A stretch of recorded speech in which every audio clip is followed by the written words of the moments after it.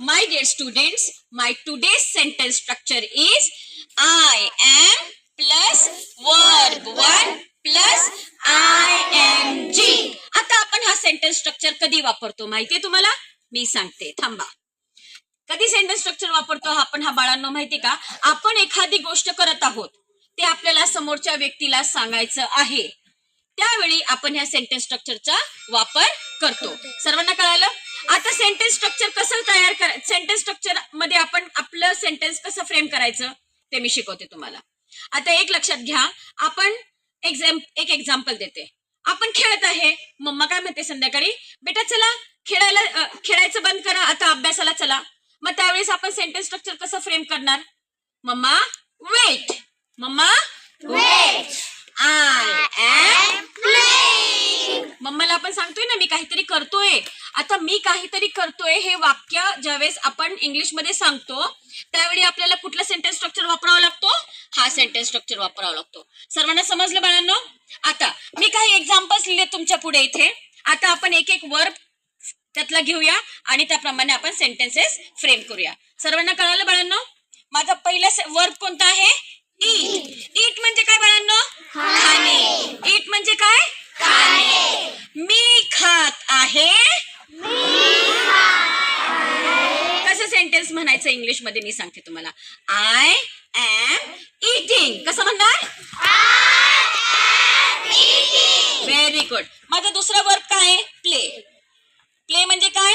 खेळणे. मी खेळत आहे. Very good. माझा तिसरा वर्ब काय आहे? थिंक. थिंक म्हणजे काय बाळांनो? विचार करणे. मी विचार करत आहे. Very good. चौथा वर्ब काय आहे? स्टडी. स्टडी म्हणजे काय बाळांनो? अभ्यास करणे. आता अभ्यास करण्याला मराठी सेंटेन्स कसं म्हणणार आहे आपण? मी अभ्यास करत आहे. Very good. नंतरचं वर्ब काय आहे? लर्न. आपण कुठल्याही गोष्टीचं पाठांतर करतो, बरोबर आहे की नाही?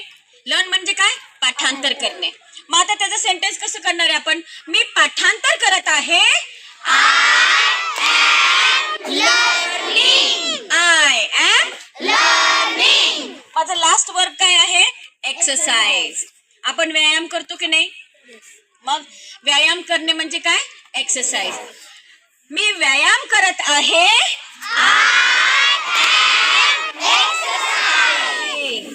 एवढं सगळ्यांना कळालं?